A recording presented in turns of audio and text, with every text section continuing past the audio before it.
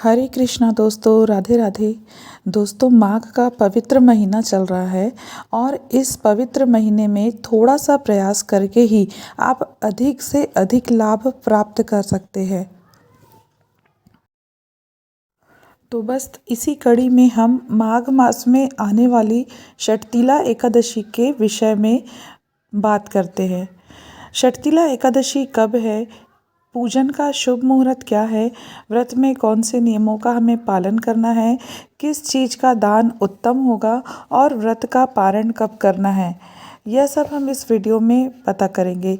इसलिए इस वीडियो को बिना स्किप किए हुए अंत तक ज़रूर देखिए और जानकारी यदि अच्छी लगे तो लाइक शेयर ज़रूर करना।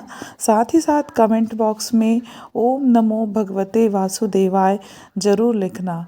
और यदि आप इस चैनल पर नए हैं तो चैनल को सब्सक्राइब ज़रूर करना। तो चलिए अब चर्चा शुरू करते हैं। दोस्तों, माघ मास के कृष्ण पक्ष में आने वाली एकादशी को षटतिला एकादशी कहते हैं। षटतिला का अर्थ है तिल का 6 प्रकार से प्रयोग, अर्थात इस व्रत के दौरान हम 6 प्रकार से तिलों का प्रयोग कर सकते हैं। इस दिन तिल से स्नान, तिल का उपटन, तिलोदक, तिल से हवन, तिल का सेवन एवं तिल का दान करना चाहिए। इस दिन तिल के दान करने से हमें मोक्ष की प्राप्ति होती है। मान्यता है कि जितने तिल का आप दान करते हैं उतने 1000 वर्षों तक व्यक्ति को स्वर्ग में रहने का सुख प्राप्त होता है। इस व्रत को श्रद्धापूर्वक एवं नियम पूर्वक पालन करने से जीवन में सुख, शांति एवं सफलता की प्राप्ति होती है। साथ ही साथ निरोगी काया की भी प्राप्ति होती है।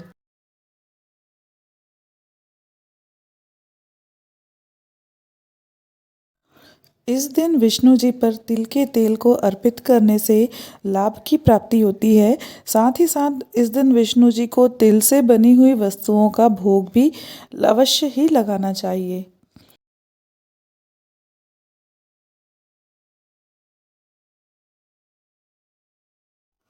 अब बात करते हैं एकादशी तिथि कब से कब तक रहेगी। तो एकादशी तिथि का प्रारंभ 5 फरवरी को शाम 5:24 से प्रारंभ होगा, जो कि 6 फरवरी को शाम 4:07 तक रहेगा। इस प्रकार उदया तिथि हमें 6 फरवरी को मिल रही है और एकादशी का व्रत हमेशा उदया तिथि में ही रखना चाहिए। तो 6 फरवरी दिन मंगलवार को ही एकादशी का व्रत रखना उत्तम होगा। इस प्रकार 5 फरवरी को हमें दशमी तिथि के नियमों का पालन करना होगा। दोस्तों, अब बात करते हैं कि हमें पूजन किस समय करना है। तो पूजन 6 फरवरी को ब्रह्म मुहूर्त में हमें स्नान करके पूजन करना है। इस दिन ब्रह्म मुहूर्त सुबह 5:32 से 6:20 तक रहेगा। साथ ही साथ अभिजीत मुहूर्त 12:18 से 1:02 तक रहेगा। इसके अलावा आप दिन में सुबह 10:02 से 2:18 तक पूजन के लिए अत्यंत शुभ समय है। इस समय भी आप पूजन कर सकते हैं।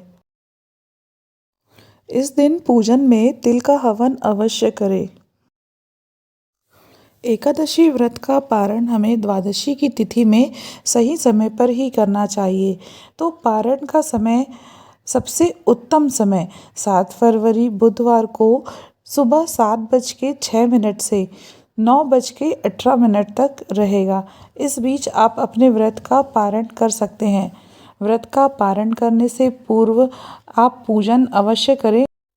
साथ ही साथ आप ब्राह्मण के लिए या किसी ज़रूरतमंद के लिए दान अवश्य निकालें। एकादशी के दिन यदि आप व्रत नहीं भी रख रहे हैं तो भी कुछ नियम होते हैं जिनका आपको पालन अवश्य ही करना चाहिए। एकादशी के दिन चावल का सेवन बिल्कुल भी नहीं करना चाहिए। साथ ही साथ इस दिन लहसुन, प्याज, मांस, मदिरा या तामसी भोजन का सेवन नहीं करना चाहिए।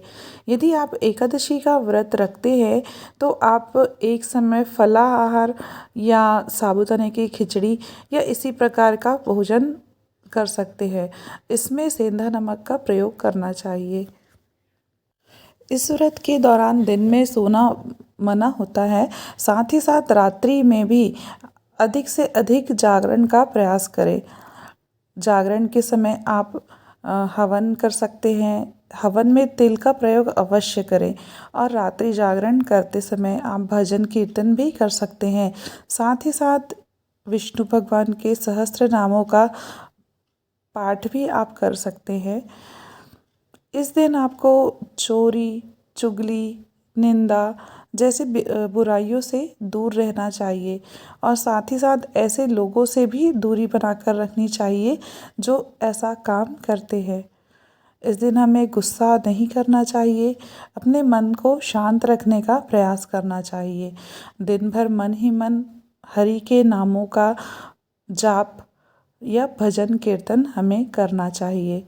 इस प्रकार से आप नियम पूर्वक, श्रद्धा पूर्वक एकादशी के व्रत को रखते हैं तो इसके उचित फल को भी प्राप्त करेंगे। एकादशी के दिन तुलसी के पत्ते तोड़ना, उसमें जल चढ़ाना वर्जित होता है, इसलिए एक दिन पूर्व ही तुलसी के पत्ते तोड़कर रख ले, क्योंकि तुलसी के पत्तों के बिना विष्णु जी भोग ग्रहण नहीं करते और एकादशी के व्रत में विष्णु जी को जो भोग लगाया जाता है उसमें तुलसी के पत्ते अनिवार्य रूप से डाले जाते हैं। इसलिए एक दिन पूर्व ही आप तुलसी के पत्ते तोड़ कर रख लें। जब एकादशी के दिन आप पूजन करते हैं उससे पूर्व आपको सूर्य को जल अवश्य ही चढ़ाना चाहिए और सूर्य को जो जल चढ़ाएंगे उसमें आप रोली, लाल पुष्प, गुड़, तिल, गंगा जल अवश्य मिलाएं। एकादशी से संबंधित सारे नियम, सभी बातों को मैंने आपको बताने का प्रयास किया है।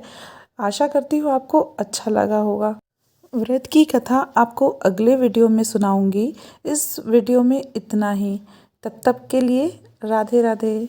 जय श्री कृष्ण।